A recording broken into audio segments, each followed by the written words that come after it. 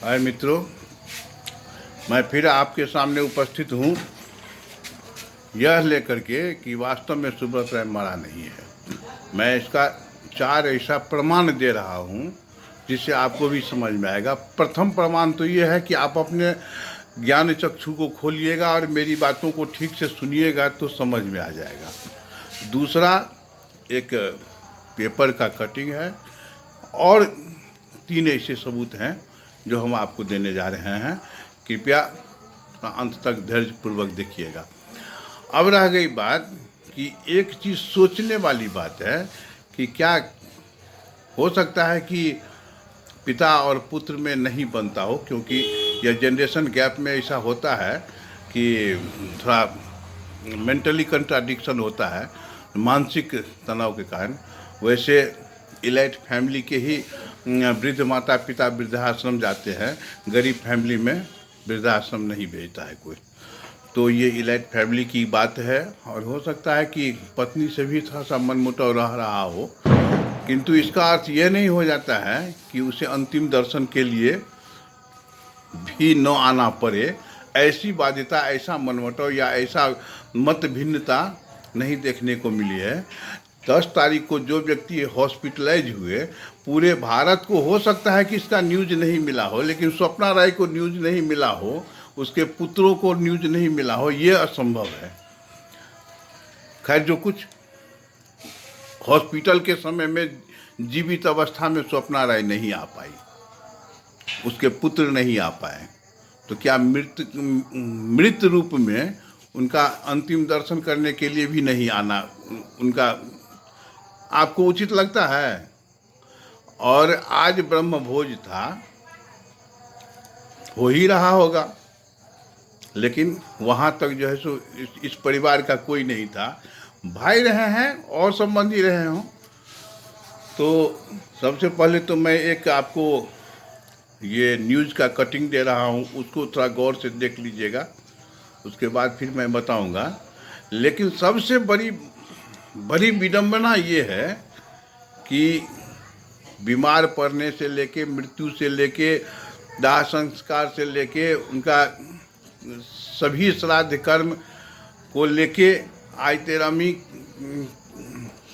का भोज हो भी गया और आज ब्रह्म भोज रखा गया है। वो कैसा ब्रह्म भोज है जो अपने स्वजन उसमें उपस्थित न हो। अगर किन्हीं को यह दावा है कि वो स्वप्ना राय आई थी तो वह मिथ्या है, गलत है। यह कहीं से भी संभव नहीं है, क्योंकि अगर स्वप्ना राय आती तो मुंह का फोटो अवश्य दिखाया जाता। पिछवाड़े का फोटो दिखाने से कोई लाभ नहीं है, क्योंकि उसमें कोई पहचान ले कि हाँ ये अमुक व्यक्ति ही है, कन्फर्म हो के ये संभव नहीं है। इसीलिए मैं इस बात को कतई स्वीकार करने को तत्पर नहीं हूँ कि किसी भी हाल में सुब्रत राय मरा है। हो सकता है कि वो भारत में ही कहीं अज्ञात स्थान पर छुपा हुआ हो सकता है नेपाल में हो सकता है कि मैसिडोनिया में, लेकिन मैसिडोनिया नहीं गया है, इस बात का कन्फर्मेशन है कि मैसिडोनिया नहीं गया है। हो सकता है कि भारत के कहीं अन्यत्र अपना कहीं छुपा हुआ हो। तो सबसे पहले तो मेरा एक पेपर का कटिंग है, उसके पेपर का नाम है द हिंदू अंग्रेजी पत्रिका है। वैसे हिंदी का भी प्रकाशन उसका होता है, लेकिन यह नाम से तो हिंदू है, लेकिन हिंदू विरोधी ही इनकी वक्तव्य होती है। किंतु उसने भी शंका व्यक्त किया है कि सुब्रत राय के मौत की जांच हो तो पहले आप एक उसका कटिंग देख लीजिए, पूरा पढ़ लीजिए, उससे आपको स्पष्ट हो जाएगा। फिर मैं दूसरा सबूत देता हूं आपको। तो फिर देख लिया आपने यह सबूत, इसको ठीक से पढ़ लीजिए, उसमें कोई दिक्कत नहीं है। अब दूसरा सबूत देने जा रहा हूं कि जब थोड़ा कल्पना कीजिए कि यदि हॉस्पिटल में प्रतिदिन कोई न कोई मरते ही रहते हैं, मृतक को अगर फेस मास्क पहना दिया जाए, शरीर पर वैसा ही वस्त्र पहना दिया जाए या उसी का वस्त्र पहना दिया जाए जिसका शो करना है, कोई भी व्यक्ति अंदाजा नहीं लगा सकता है। लेकिन मीडिया में एक फोटो आया है, जब श्मशान ले जाते समय फोटो दिखाया, तो वह फोटो क्लियर नहीं है, स्वाभाविक है क्लियर नहीं है, क्योंकि उस समय में अफरा तफरी रहा होगा। कौन उतना बढ़िया से फोटोग्राफर जो है सो उसको मुंह को पूरा खोल के खूब बढ़िया से मेकअप करके कहेगा कि स्माइल प्लीज, और तब फोटो खींचेगा? ऐसा संभव नहीं था, क्योंकि वो मृतक थे और वो सुब्रत राय दांत निकाल के ऐसे निकालते और हंस देते और फिर मर जाते, तो ऐसा संभव नहीं है। तो कहने का अर्थ है कि यह भी एक संदिग्ध है। खैर ठीक है, मान लीजिए फोटो को तो चलता है, आप ये फोटो को देख लीजिए, उसके बाद हम फिर बात करेंगे।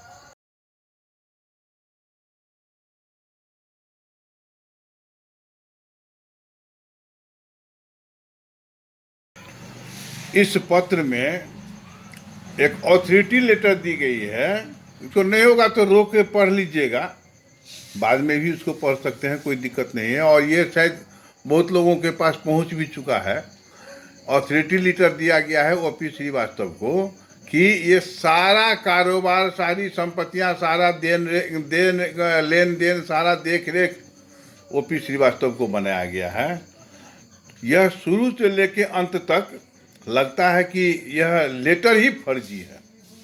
आप गौर कीजिएगा, आपने स्वयं समझ जाइएगा, हमको इसमें कुछ कहने की आवश्यकता नहीं है, बस केवल आगे अपना देखते रहिए फिर और आगे। तो आपने ये फोटो भी देख लिया। अब तीसरा सबसे अकाट्य सत्य, अकाट्य प्रमाण मैं दे रहा हूँ कि यह एक पत्र है जो सुब्रत राय ने स्वयं लिखा है या कोई दूसरा लिखा है। इसमें कोई ऐसा तो चिन्ह नहीं है कि लिखा किसने है, कंप्यूटर प्रिंट है। और उसके नीचे में बाएं तरफ सबसे नीचे में लिखा हुआ है सहारा श्री।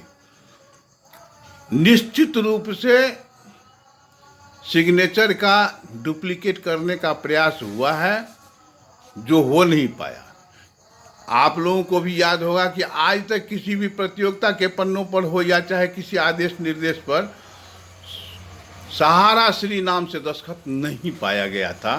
सहारा श्री के दस्तखत का अर्थ था कि वो कोई दूसरा आदमी अपना जैसे उसका पत्र निकाल रहे हैं, और कृत्य में होता है ना कि कृत्य, तो सहारा श्री लिख दिया जाता है। लेकिन ये सहारा श्री ने, क्योंकि आज तक जो भी उनका हस्ताक्षर हुआ है वो हस्ताक्षर था केवल सुब्रत, हिंदी में सुब्रत, अंग्रेजी में सुब्रत, और नीचे में एक लकीर देकर के 3 बिंदु हुआ करता था।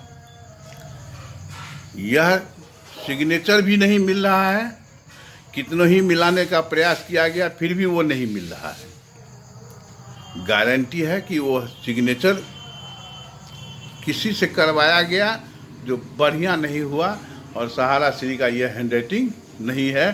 सुब्रत लिखता था, जो सुब्रत नहीं है सहारा श्री है, और नीचे में भी सहारा श्री लिखा गया है, निश्चित रूप से इसका नहीं है।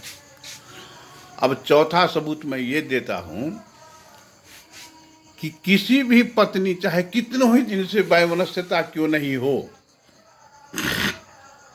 क्या ऐसा संभव है कि वो पत्नी हॉस्पिटलाइज के समय में दर्शन करने नहीं आ पाई, मृत्यु के पश्चात दर्शन करने नहीं आई, उसका भोज का आयोजन किया गया, उसका कोई